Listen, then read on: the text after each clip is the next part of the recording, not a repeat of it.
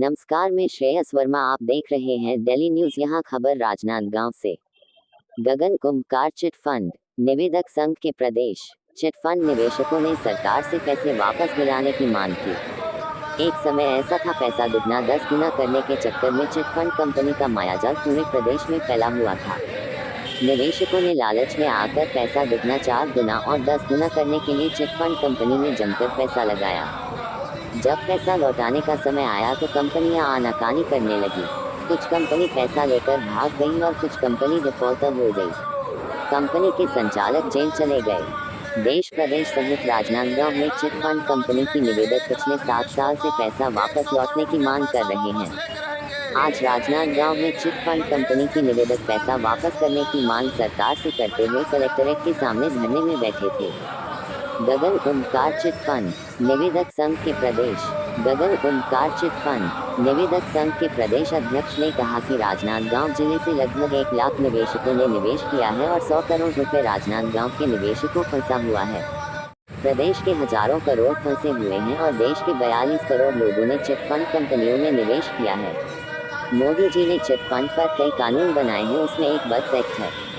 Chit fund निवेशकों ने सरकार से मांग की है, जल्दी से जल्द पैसा वापस करने के लिए कड़े कदम उठाए जाए। राजनांदगांव जिला में एक दिवसीय निवेशक आम सभा आयोजित किया गया है चिट फंड कंपनी के पैसा वापसी के लिए।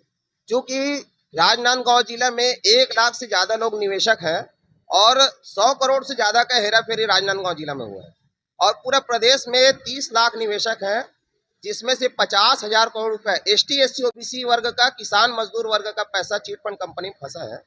और आज स्थिति बहुत ज्यादा दयनीय हो गई है। लोग जो है एजेंट और निवेशक एक दूसरा हाथापाई हो रहे हैं, लड़ाई झगड़ा हो रहा है, मारपीट हो रहा है, गाली गलौज हो रहा है और थाने तक के, कचहरी तक के बात जा रहा है। और जो है एजेंट जो है बहुत स्थिति उसकी इस तरह से दयनीय है क्योंकि वो कंपनियों के झांसे में आ गया, खुद धोखाधड़ी का शिकार हो गया, अपना खुद का पैसा लगाया और लोगों का लगाया, अपने परिवार का। और आज जो है अपने आप को ठगा सा महसूस कर रहा है, अपने आप को बहुत बड़ा जिम्मेदार व्यक्ति समझ रहा है कि मेरे कारण से लोग फंस गए। जबकि शासन और प्रशासन से पंजीकृत संस्था थी। 3 लाख कंपनियों को मोदी जी जब सरकार में आए 2014 में 3 लाख कंपनियों को बंद कराया गया और 2019 में बर्ड्स एक्ट कानून बनाया गया है। संसद में बार बार ये बात उठ रहा था कि कानून बनाया जाए इसके लिए और लोग पैसा वापस हो, क्योंकि भारत में 42 करोड़ लोग ठगाए हैं और 50 लाख हजार करोड़ रुपए का हेरा फेरी हुआ है।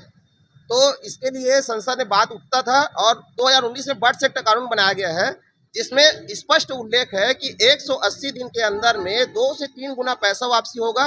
कलेक्टर जो सक्षम अधिकारी होता है वो आवेदन लेगा निवेशकों का और उसके बाद में फास्ट ट्रैक कोर्ट के माध्यम से संपत्ति का जांच और कुर्की किया जाएगा और उसके बाद में अगर कंपनी के पास संपत्ति है तो संपत्ति बेचकर वापस किया जाएगा और संपत्ति नहीं है तो क्षतिपूर्ति शासन प्रशासन के माध्यम से दिया जाएगा, ऐसा स्पष्ट उल्लेख है। अभी आप क्या चाह रहे हो? हम ये चाह रहे हैं क्योंकि ये हम लोग 1 फरवरी से लेकर के 23 फरवरी तक के मिशन भुगतान छत्तीसगढ़ यात्रा निकाले हैं, जिसके अंतर्गत में छत्तीसगढ़ के सभी जिलों में हम लोगों एक दिवसीय आम सभा करके निवेशकों को जगा रहे हैं कि आपके हक और अधिकार के लिए हम लोग 8.5 साल से संघर्षरत हैं और आगे भी रहेंगे। लेकिन जब तक निवेशक साथ नहीं देंगे तब तक हमारा सफलता नहीं मिल सकता। और शासन को ये हम लोग मुख्यमंत्री के नाम से मांग पत्र दे रहे हैं।